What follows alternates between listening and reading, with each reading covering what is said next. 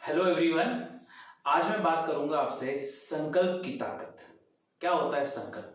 संकल्प मतलब प्रॉमिस, और प्रॉमिस आप सब अपनी जिंदगी में किसी न किसी से करते हैं। बस आज प्रॉमिस खुद से करना है। आज प्रॉमिस खुद से करना है और उस प्रॉमिस को पूरा पूरा निभाना है।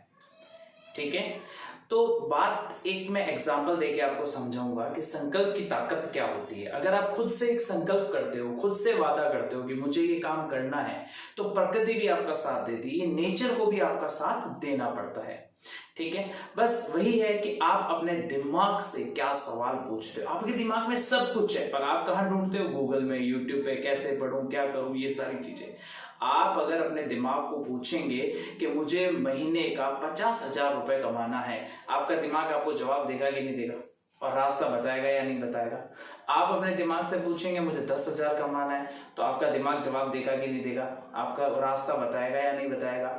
इसी तरीके से आप अपने दिमाग से बस यही पूछते हैं बच्चे आजकल कि मैं इस एग्जाम में पास कैसे हो जाऊं, तो आपका दिमाग बिल्कुल जवाब देता है कि तू ये किताब इतनी देर पढ़ ले, पास हो जाएगा।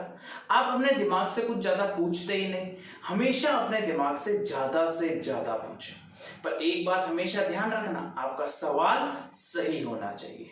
इस पे एक छोटी सी बात सुनाता हूं और अच्छे से सुनना, मजा आएगा। एक बार क्या हुआ था, एक टीचर था, उसने एक स्टूडेंट से पूछा कि अगर मैं तुम्हें 2 सेब दूं फिर 1 सेब और दूं, कितने सेब हो जाएंगे?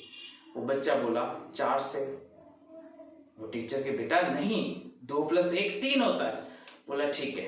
बोला फिर से, अगर मैं तुम्हें 2 सेब दूं, मैं 1 और सेब दूं, अब तुम्हारे पास कितने सेब है? बच्चा बोला 4 सेब। अरे टीचर ने कहा ये गजब बात है, ये तो समझ ही नहीं आ रहा। टीचर ने फिर पेशेंस ना खोते हुए उस बच्चे को फिर से समझाया, लिख के बताया ऐसा ऐसा ऐसा ऐसा। फिर बोला अच्छा ठीक है, चलो एक बात बताओ, मैं तुम्हें 2 संतरे दूं फिर 1 संतरा और दूं, कितने संतरे? बच्चा बोला 3 संतरे। टीचर बोला बिल्कुल सही, वेरी गुड। फिर पूछा मैं तुम्हें 2 सेब दूं, 1 सेब और दूं, तो तुम्हारे पास कितने सेब होंगे? बच्चा बोला 4 सेब। टीचर ने बोला ये लॉजिक क्या है? ये बच्चा संतरे को तो सही बता रहा है पर सेब में गलत बता रहा है। फिर सब ने पूछा लास्ट में, बेटा ऐसा क्यों? संतरे तो तुम्हारे पास 2 और 1 3 ही हो रहे हैं, परंतु आपके पास जो सेब है वो 2 और 1 4 कैसे हो रहे हैं? तुम्हारे पास 4 सेब कैसे आ जाते हैं? तब बच्चा कहता है कि सर 1 सेब मेरी मम्मी ने मुझे घर से दिया बैग में, तो मेरे पास टोटल 4 सेब हो गए। तो बात यहां है कि आपका सवाल सही होना चाहिए। अगर आपका सवाल सही है तो जवाब अपने आप आता है, जवाब प्रकृति को देना पड़ता है, जवाब इस नेचर को देना पड़ता है। बस यही है कि अपने दिमाग से सही सवाल करें। आप सब ये सोचते हैं कि मैं पास कैसे हो जाऊं।